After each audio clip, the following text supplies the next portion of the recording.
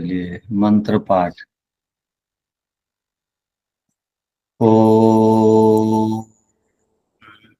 सहना भवतु सहनौ भुनक्तु सह वीर्यं करवावहै तेजस्विनावधीतमस्तु मा विद्विषावहै।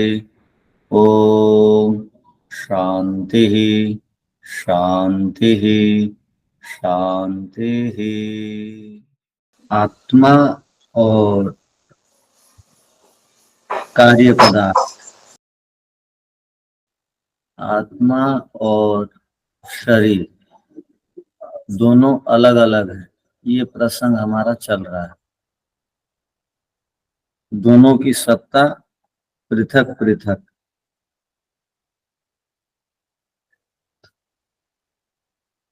तो इससे संबंधित सूत्र का प्रारंभ 118 से हुआ था।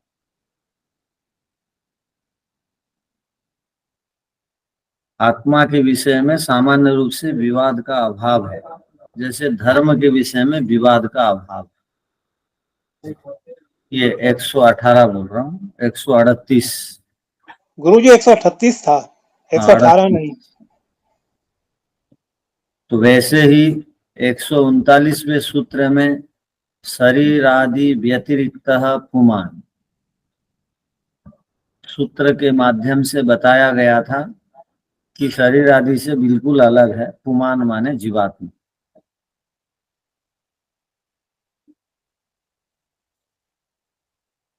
इसके बाद 3 हेतु दिए गए थे। सहत परार्थत्वात्, त्रिगुणादि विपर्ययात्, अधिष्ठानाच्च इति। ये 3 हेतु संबंधित हैं एक दूसरे के। आत्मा और ईश्वर जड़ पदार्थों से अलग है। ये प्रसंग हमारा चल रहा है। आत्मा संघात पदार्थ नहीं है, जड़ पदार्थ संघात है। और आत्मा जड़ पदार्थों का सेवन करता है, भोग करता है। तो सहत परार्थत्वात् में ये सूत्र का अर्थ था। आत्मा 3 गुणों से रहित है, रूप रस शब्द स्पर्श आदि से रहित है। अर्थात जितनी भी वस्तुएं हैं वो 3 गणों से युक्त हैं। तो उससे विपरीत आत्मा है। आत्मा का धर्म अलग है, वस्तुओं का धर्म अलग है, इसलिए दोनों अलग अलग है। इतनी बातें हमारी हो गई थी।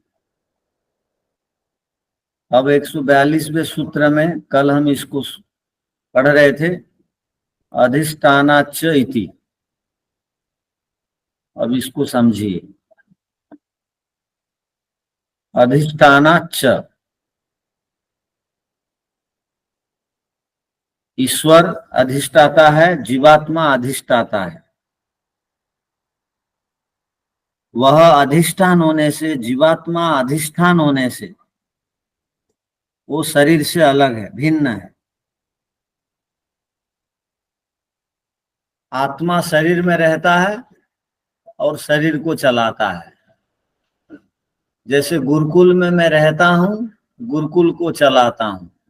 तो मैं अलग हूं और गुरुकुल अलग है। तो गुरुकुल अधिष्ठेय कहलाएगा, मैं अधिष्ठाता कहलाऊंगा। मैं जहां रहता हूं वो अधिष्ठेय, और मैं जहां रह करके किसी को चलाता हूं वो अधिष्ठेय और मैं अधिष्ठाता। वैसे ही आप शरीर में रह करके शरीर को चलाते हैं, तो चलाने वाला अलग है और जिसको चलाता है वो भी अलग है। तो अधिष्ठाता अधिष्ठेय ये 2 शब्द प्रयोग में आते हैं। अधिष्ठाता चलाने वाले को बोलेंगे, चलाने वाला अलग होगा तब वो उससे संबंधित शरीर आदि को, आश्रम आदि को चला पाएगा। तो इस उदाहरण से भी, इस सिद्धांत से भी पता लगता है कि आत्मा अलग है और शरीर अलग है, जड़ पदार्थ अलग है।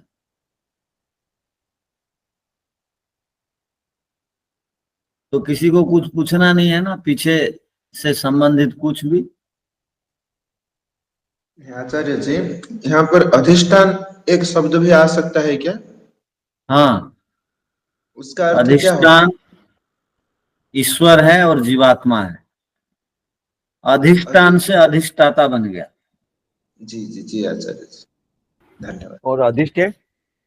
अधिष्ठे जहां रहता है, वो जहां रह करके उसको चलाता है। शरीर अधिष्ठे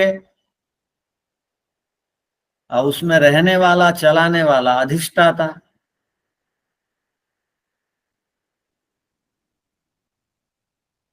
सूत्र का अर्थ लिखिए।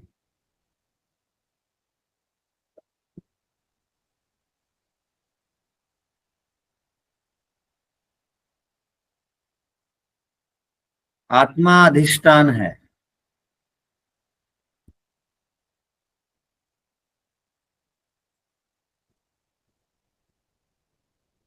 इससे भी आत्मा को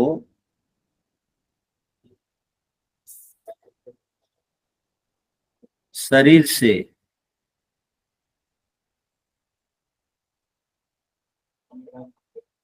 भिन्न बताया व माना जाता है।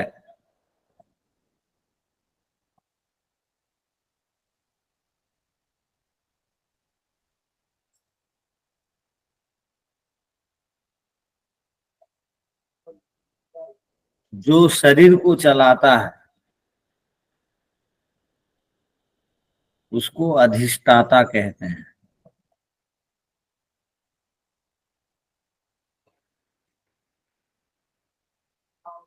शरीर को आत्मा चलाता है, अतः वह अधिष्ठाता है।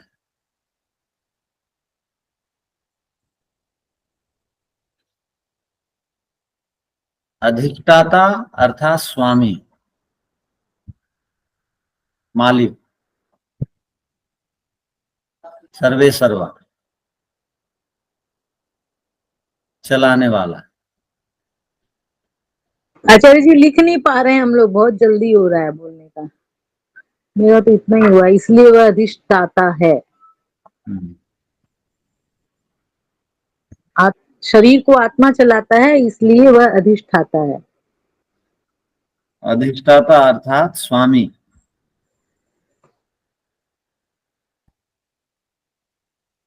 मालिक, सर्वे सर्वा और चलाने वाला।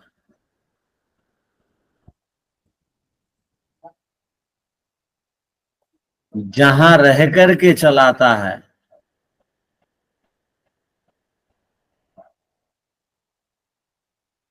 रहने का स्थान को अधिष्ठेय बोलते हैं।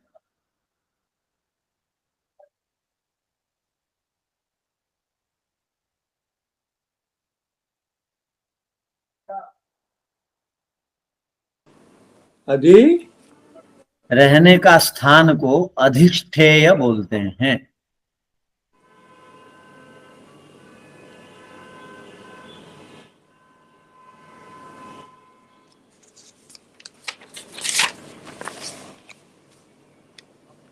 अर्थात शरीर आदि की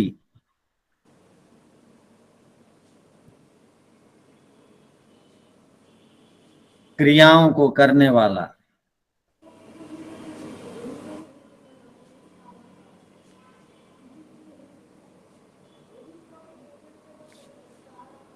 कोई अन्य अधिष्ठाता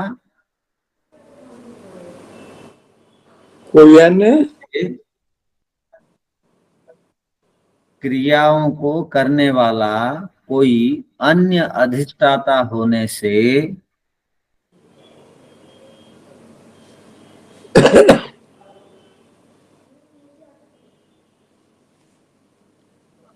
शरीर आदि से पुरुष भिन्न, जो अधिष्ठाता होता है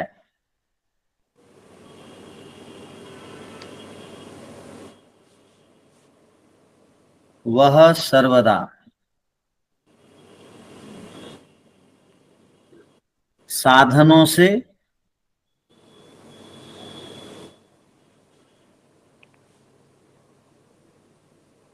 अलग होता है।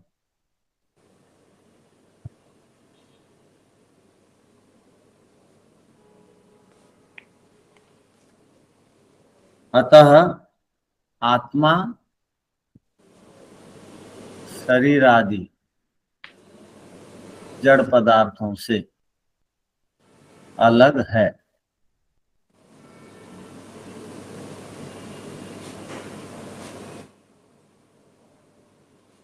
सूत्र में इति शब्द आया, अधिष्ठानाच्च इति, तो सूत्र में इति शब्द पढ़ा गया है।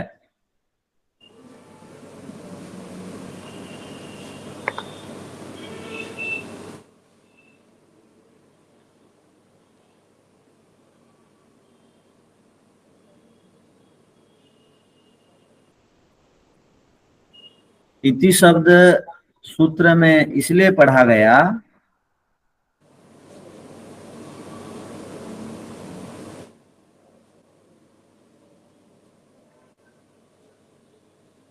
एक 140वें और 141वें और 142वें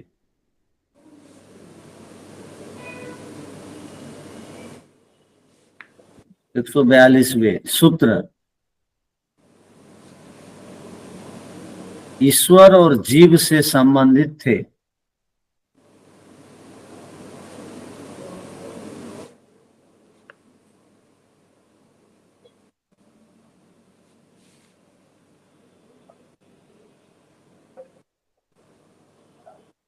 केवल आत्मा से संबंधित वे तीनों सूत्र नहीं हैं।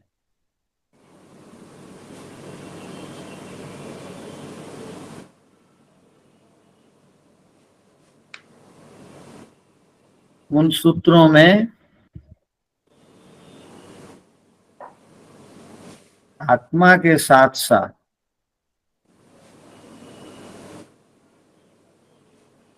ईश्वर को भी जोड़ा गया है।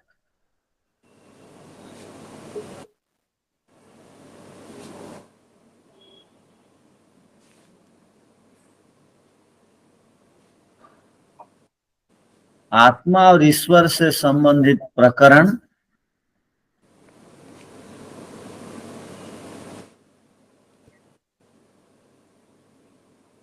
अभी समाप्त हुआ।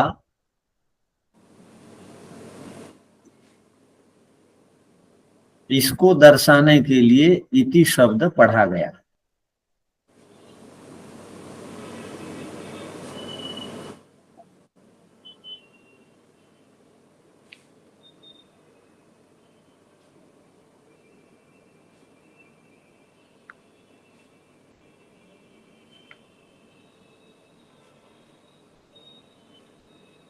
ये सूत्र का अर्थ था। इसका अर्थ क्या है समझ जाइए।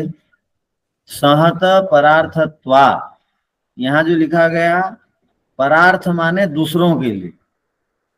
जो भी संघात पदार्थ हैं दूसरों के लिए। किसके लिए? आत्मा के लिए भी है और ईश्वर के लिए भी। जो भी संगत पदार्थ हैं आत्मा के लिए भी है और ईश्वर के लिए भी है।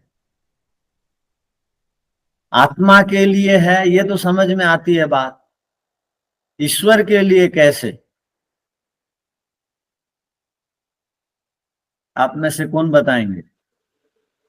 संसार बनाते हैं ना सत्व रजतम में से। प्रकृति के द्वारा जब सारा द्वारा ईश्वर बनाते हैं तो ईश्वर के लिए भी हो गया उपयोग का। ईश्वर का अपना कोई प्रयोजन नहीं है, मेरा तो प्रयोजन है। ईश्वर हमारे बनाते हैं, जीवात्मा के लिए बनाते हैं, भोग और अपवर्ग के लिए बनाते हैं। गुरु जी नमस्ते। बोलिए। ईश्वर का कोई प्रयोजन नहीं है, ये आपने समझाया था। और जितने भी संगत पदार्थ होते हैं वो दूसरों के लिए होता है, आत्मा के लिए होता है और ईश्वर के लिए भी होता है, जबकि ईश्वर को कोई भी चीज की आवश्यकता नहीं है। लेकिन अगर ईश्वर नहीं होते तो ये सारे द्रव्य नहीं होते, कार्य पदार्थ भी नहीं हो सकते थे। इसलिए ईश्वर के लिए भी यहाँ बोला गया है। ये उत्तर ठीक नहीं हुआ। परंतु आचार्य जी, आपने ये कहा था ना कि ईश्वर हर बार जब सृष्टि बनाते हैं तो प्रकृति की सहायता तो लेते ही है, अर्थात वो उनका उपयोग करते हैं। इसलिए वो इस दृष्टि से हम कह सकते हैं कि जीवों की सूत्र- भलाई के लिए ईश्वर जी। प्रकृति का उपयोग करते हैं, भोग और फल के लिए। बिना प्रकृति के तो ईश्वर कुछ बना ही नहीं सकते, इसीलिए प्रकृति की आवश्यकता है। और प्रकृति, ईश्वर उसके प्रकृति के द्वारा सृष्टि बनाते हैं और जीवात्माओं के लिए बनाते हैं, जीवात्माओं के भोग और अपवर्ग के लिए बनाते हैं। ठीक है, ये थोड़ा ठीक है। तो हर एक संघात पदार्थ दूसरों के लिए होते हैं, तो ईश्वर को भी साथ जोड़ना है, तो कैसे जोड़ेंगे?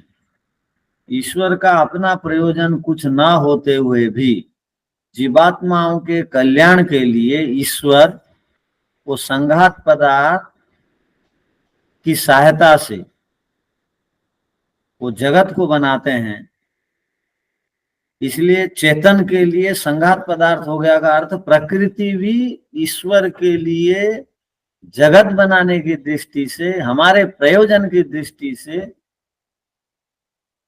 वो प्रकृति ईश्वर के लिए भी है, ऐसा हमको स्वीकार करना चाहिए।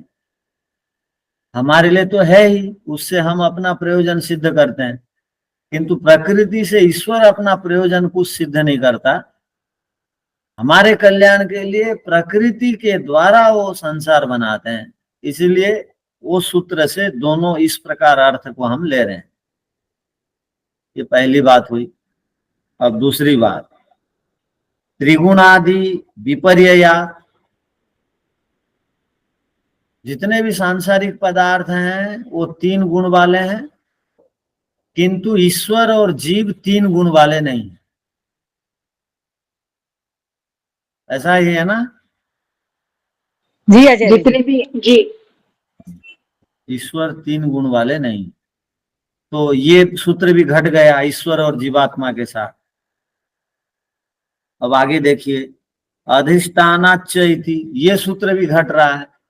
जैसे हम शरीर के स्वामी हैं, वैसे ही संसार का स्वामी ईश्वर है। दोनों घट गए, अधिष्ठाता ईश्वर भी हैं, हम भी हैं।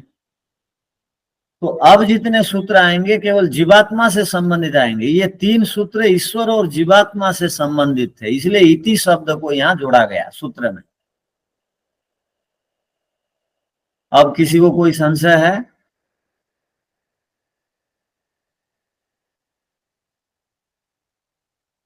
आचार्य जी, इन 3 सूत्रों का तो नहीं है संशय। इससे पहले वाले सूत्र में 3 दिन पहले आपने कहा था 28 तत्व हैं, जड़ आदि जो भी हैं, तो 25 तो हमने पढ़े थे 61वें सूत्र में, परंतु 28 कैसे हुए? यदि हम 3 गुणों को गिनेंगे, प्रकृति को छोड़ के 3 गुण, फिर महत्व गिनेंगे, तब 28 होंगे। ठीक, तो गिनना तो चाहिए, तीनों अलग अलग हैं तो। अच्छा, उसमें एक प्रकृति गिना गया था तो इसलिए 2 कम है। ईश्वर को लेके उसमें 26 हुआ था, और अगर 3 गुणों को गिनेंगे तो ईश्वर को लेके इसमें 28 होएगा। ठीक है, धन्यवाद आचार्य। क्योंकि समाधि में सत्वगुण को अलग साक्षात्कार करना पड़ता है, रजोगुण को अलग से, तमोगुण को अलग से।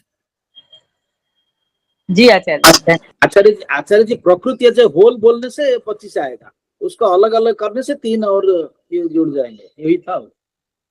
प्रकृति बोलने से एक इकाई का नाम, एक इकाई का। हाँ, प्रकृति में 3 पदार्थ, 3 अलग अलग द्रव्य हैं, वो तीनों एक नहीं है।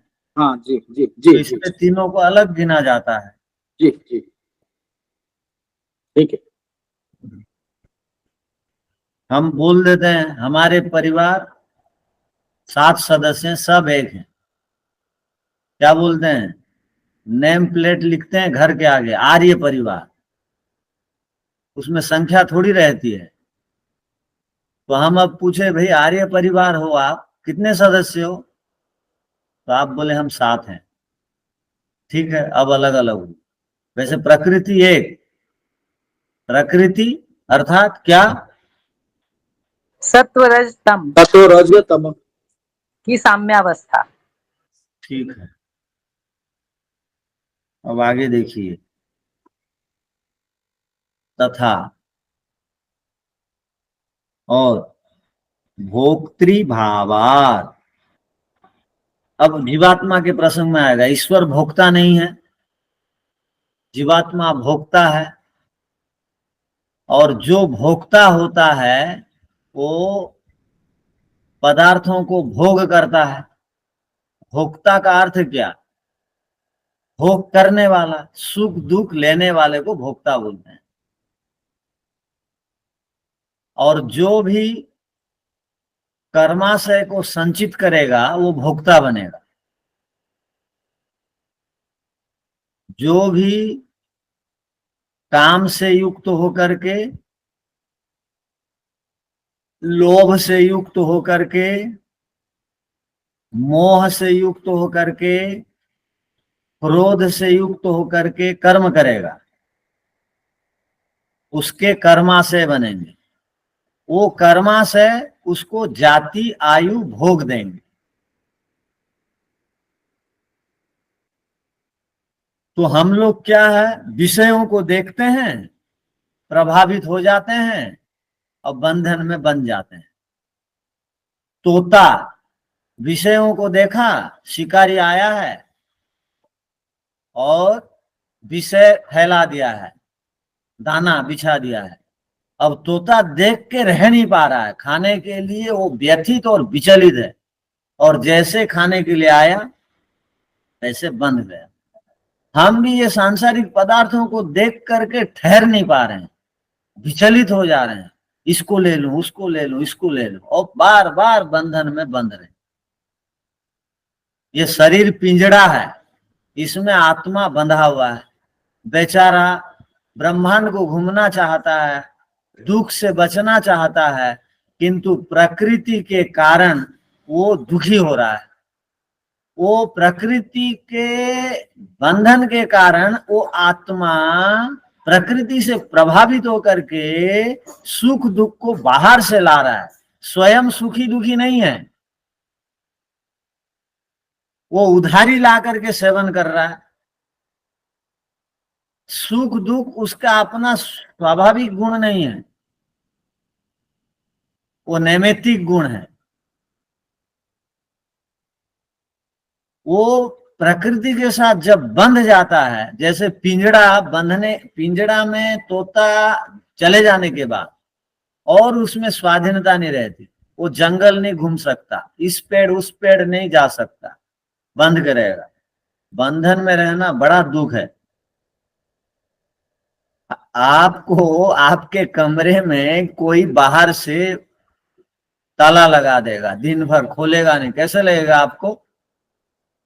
हमको एक दिन रहना इतना व्यथित करता है, कौन कमरे को बंद कर दिया। मैं तो तोड़ मोड़ करके किवाड़ को निकलना चाहूंगा, कोई यदि मुझे बंद कर देगा। और ये तोता जीवन भर मरते तक पिंजड़े में बंध गया, और हम,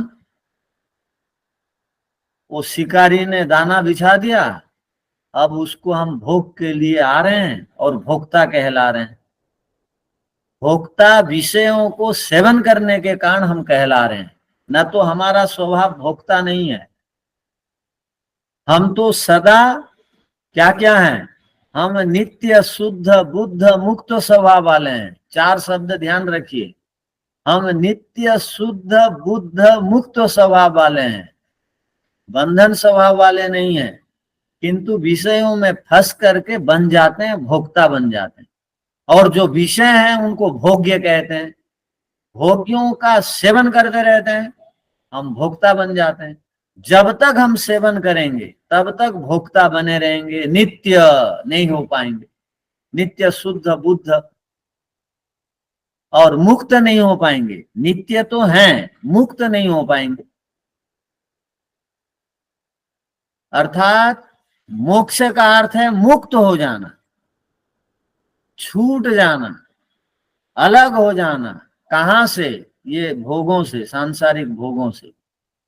इसी का नाम मोक्ष है, इसी का नाम मुक्ति है।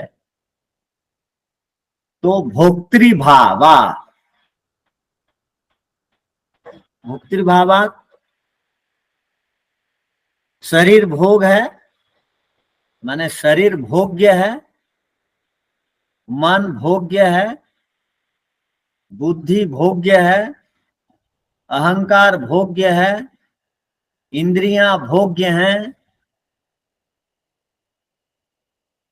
और संसार के जितने भी दिखाई देने वाले पदार्थ भोग्य हैं। इनके पीछे हम पड़े रहते हैं तो हम भोक्ता हैं। तो इससे क्या समझ में आया कि भोग्य अलग है, भोक्ता अलग है। ये बात समझ में आई? स्वयं को तो कोई खाएगा नहीं, स्वयं को तो कोई भोगेगा नहीं। अपने आप को कोई अंग प्रत्यंगों को काट करके खाता नहीं है। मान लो अपना रूप को बोल रहा हूं, वो अलग है अंग प्रत्यंग भी, किंतु समझाने की दृष्टि से हम निवेदन किए। तो भोग्य हर समय अलग है, भोक्ता हर समय अलग है।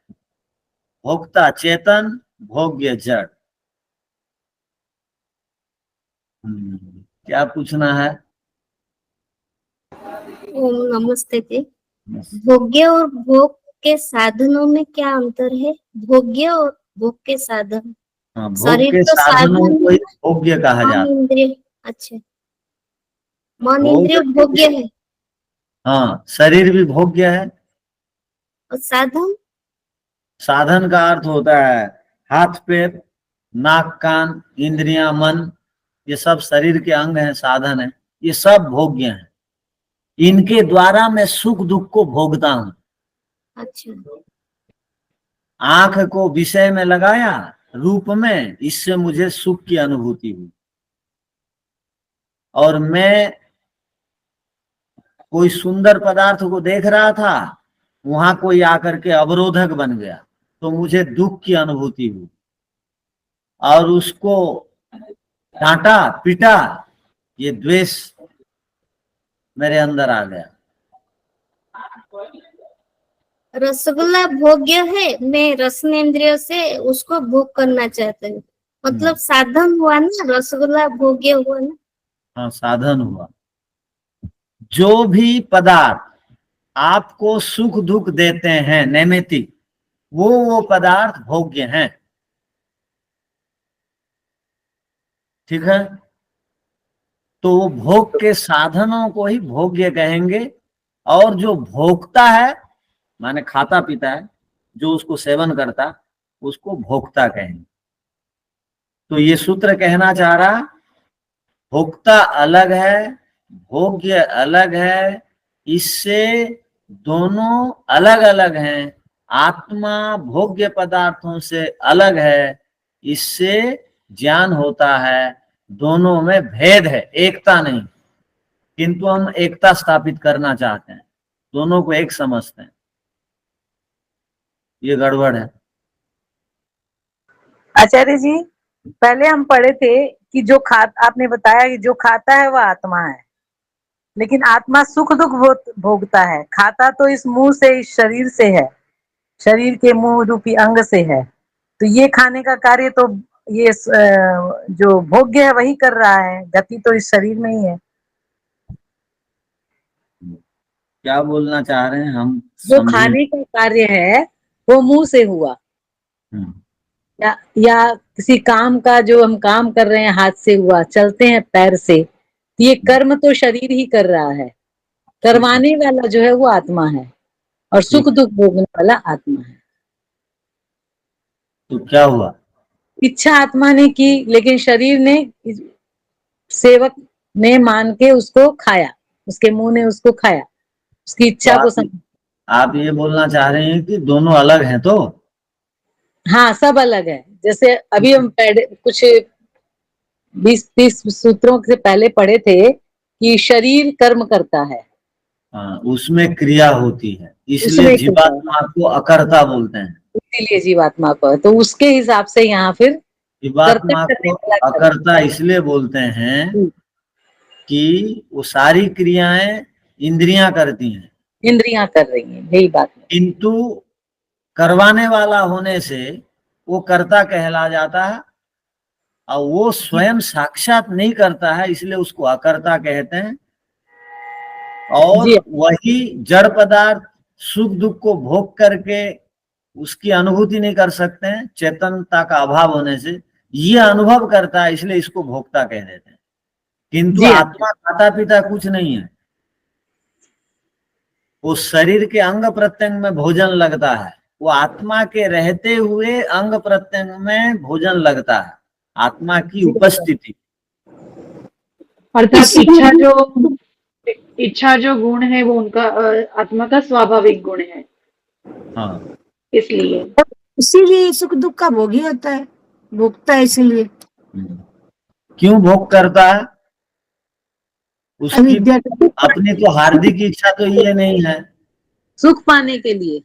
वो अल्पज्ञ होने से वो क्या सोचता है, ये सुंदर पदार्थ को या सुंदर भोजन को खा लूंगा तो सुखी हो जाऊंगा, क्योंकि उसकी आंतरिक इच्छा है सुखी होने की। तो वो अल्पज्ञ होने से वो नहीं जान पाता है, विशेष ज्ञान के अभाव में, कि ये पदार्थ को खाने से सुख मिलेगा या नहीं। तो इसलिए उसको देखा देखी में संसार के लोग गाड़ी रखने से सुखी हो रहे हैं, लोगों में प्रतिष्ठा है तो गाड़ी ले आता है सुखी होने के, बड़े बड़े घर बनाने से सुखी होते हैं, वो बड़े बड़ा घर बना देता है, वो देखा देखी में। अल्पज्ञ है ना, वो ऋषियों को देखना नहीं चाहता है, साधु संतों को घर नहीं बुलाता है, विद्वानों को। अतिथि यज्ञ किसे कहते हैं और किसी को पता नहीं, तो नहीं बुलाता है, और अपनी कमियों को सुनना भी नहीं चाहता है। आपको हम कह दें, कमी के कारण विवेक वैराग्य आपको हम कह दें आप बिल्कुल मूर्ख हैं, तो आप नाराज हो जाएंगे, दुखी हो जाएंगे, किंतु मूर्ख हैं ही, अविद्याग्रस्त हैं तो मूर्ख नहीं। जो पदार्थ जैसा नहीं है आप उसको वैसा मानते हैं तो मूर्ख नहीं है। तो किंतु बोल देने से आपको खराब लगेगा। तो कहने का अभिप्राय कि खराब लगेगा, किंतु अतिथि यज्ञ करके वो बातें सुननी चाहिए। तो सुनेंगे तो अल्पज्ञता से हम सर्वज्ञता की ओर बढ़ेंगे। योग दर्शन में हम पढ़े सर्वज्ञ हो सकते हैं। सर्वज्ञ का अर्थ योग दर्शन में क्या कहा, मुक्ति को प्राप्त करने के लिए जितना ज्ञान विज्ञान की आवश्यकता है वो सब आप जान सकते हैं, तो उतने ही तो जानने की आवश्यकता है। तो उतने जानने के लिए बहुत तप पुरुषार्थ की आवश्यकता है। तो वो और माया से प्रभावित नहीं होंगे, प्रकृति के बंधन में और नहीं बंधेंगे। जितना भी भोग्य पदार्थ कितना भी सुंदर क्यों नहीं हो, उसको देख करके और विचलित नहीं होंगे। तो नहीं होंगे तो क्या होगा, ये आत्मा और शरीर रूपक पिंजरा में नहीं बंधेगा, वो निर्भयता और स्वतंत्रता को सदा सदा के लिए प्राप्त हो जाए। ठीक है, तो अब सूत्र का अर्थ लिख लीजिए। भोक्तृभावात्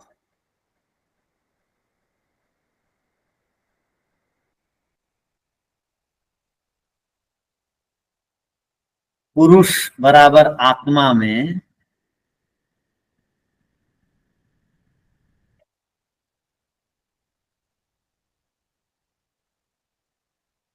भोगने की प्रवृत्ति होने से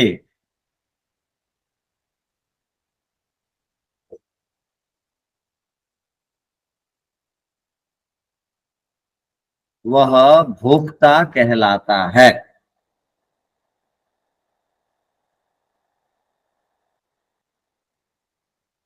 इसलिए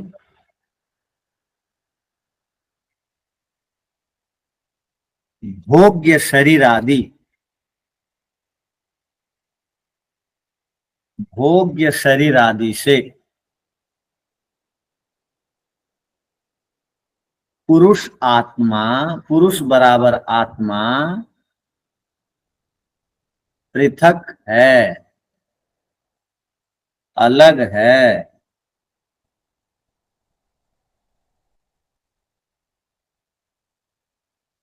अर्थात भोगने का भाव पुरुष में विद्यमान है।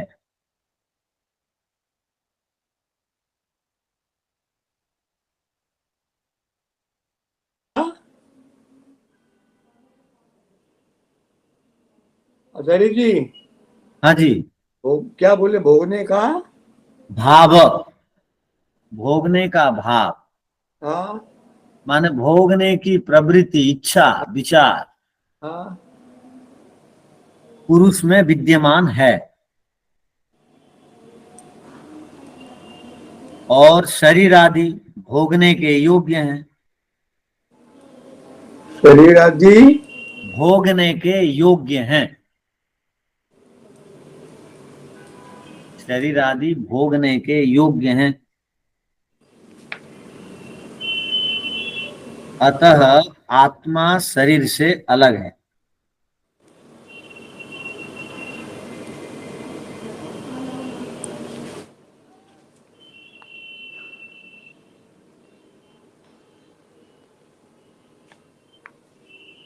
शरीर को, पूर्ण विराम, शरीर को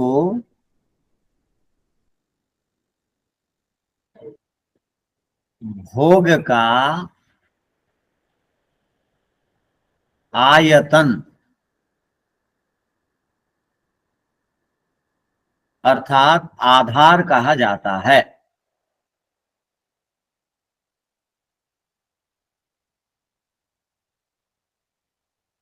अर्थात आयतन का अर्थ है आधार, आभा।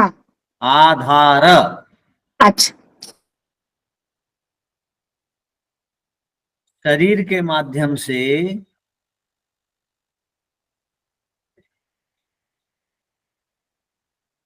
जीवात्मा भोग करता है।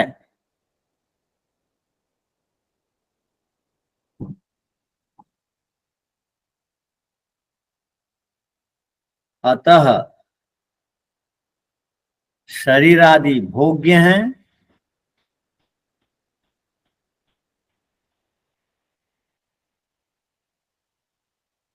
और जीवात्मा भोगता है।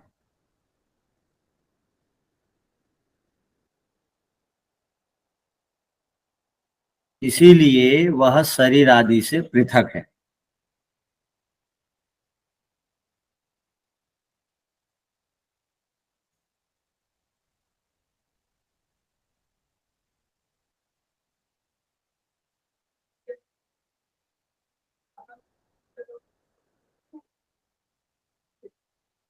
देखिए भाष्य देखिए। ओम आचार्य जी नमस्ते। हाँ जी, ये भक्ति तो भाव, भाव और भावत, भावत खाली भक्ति तो भाव होना था, ये भक्ति भावत ऐसा कैसा हुआ? तो विभक्ति बदल गया भोक्ति भाव से। ये भोक्तृ या भक्तृ? भोक्त्री, भोक्ता को भोक्त्री कहा जाता है। जैसे पिता का रूप पितृ, पिता का मूल रूप है पितृ, माता का मूल रूप है मातृ, भ्राता का मूल रूप है भातृ, वैसे ही भोक्ता का मूल रूप है भोक्त्री। जब उसको हम वचन में प्रयोग कर देते हैं, रूप चलाते हैं, तो भोक्ता होगा। भोक्ता, भोक्तारो, भोक्तारः, पिता, पितारो, पितारः, माता, मातारो, मातारः, ऐसे चलेगा। तो भोक्त्री मूल शब्द है भोक्ता का। अब भावात अर्थात उससे युक्त है, भोक्तृ भाव वाला है होने से। जी। भोक्तृभावो ही पुरुषे विद्यते। भोक्तृभाव पुरुष में विद्यमान है। भोग्यम ही शरीरादिकम, भोग्य जो है वो शरीरादिक हैं। तस्मा स ततो भिन्नः, इसलिए वह आत्मा वो शरीर आदि से भिन्न है। ततो माने वहां से, शरीर आदि से भिन्न है। उक्तम ही पूर्वम, पहले 104 नंबर सूत्र में हम लोगों ने पढ़ा था क्या? चिद अवसानो भोगः, चिद माने चेतन में, अवसान माने समाप्त होता है, भोगः माने सुख दुख जाकर के, या विषय रूप रस शब्द स्पर्श गंध। कल भी शायद बताए थे, वो क्रमशः कहां से कहां जाता है? भोग, इंद्रियों के माध्यम से विषयों के साथ जुड़ने के बाद इंद्रियां उन विषयों को प्राप्त करती हैं। इंद्रियों से मन, मन से बुद्धि, बुद्धि से आत्मा, आत्मा में जाकर के अवसान माने समाप्त। माने समाप्त माने आत्मा में जाकर के घुस नहीं जाता, आत्मा उसकी अनुभूति करता है बस। आत्मा के स्वरूप में सुख दुख जाने से परिवर्तन नहीं होता है, बाह्य रूप से परिवर्तन होता है, मूल रूप से कुछ परिवर्तन नहीं होता। ये कहना चाह रहे हैं।